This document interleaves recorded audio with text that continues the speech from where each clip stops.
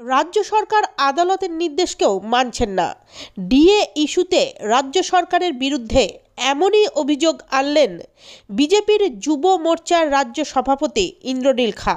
শুক্রবার নবান্নের সামনে রাজ্য সরকারি কর্মচারীদের ধর্ণা মঞ্চে এসে এভাবেই রাজ্য সরকারকে বিঁধলেন ইন্দ্রনীল।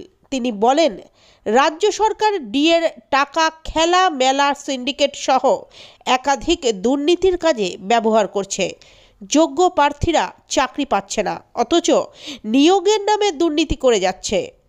কলকাতা হাইকোর্টের নির্দেশ থাকা সত্ত্বেও সেই নির্দেশকে মান্যতা দিচ্ছে না এই সরকার।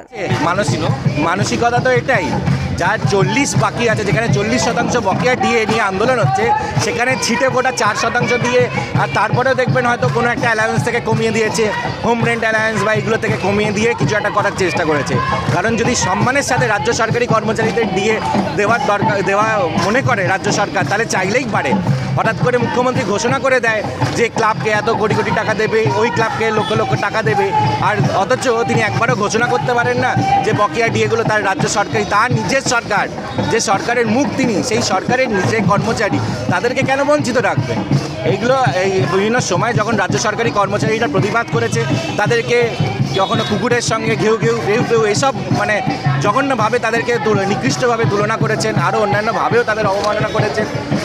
আদালতে বিভিন্ন রায় থাকা সত্ত্বেও, স্যাটের রায় থেকে শুরু করে হাইকোর্টের রায়, কোনো কিছু তিনি মানেন না, এবং পুরো যে বকেয়া ডিএর টাকা দিয়ে বিভিন্নভাবে অন্যান্যভাবে কী করে ভোট আদায় করা যেতে পারে, কীভাবে ভোট কেনা যেতে পারে, সেই সব জিনিসে সেগুলো খরচ করে বেড়াচ্ছে।